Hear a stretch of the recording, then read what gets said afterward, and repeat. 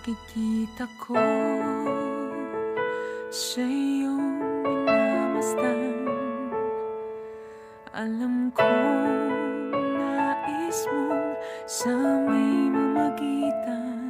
Kung alam mo lang kung ano ang aming pinagdaanan, at bakit ngayon pa hadlang.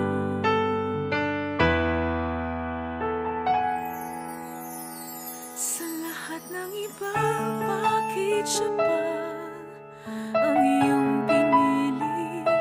Di mo ba alam na may nauna na sa puso niya?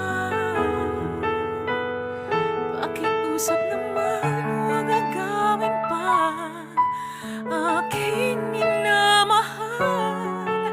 Sa dami nila, sa lahat ng iba, sa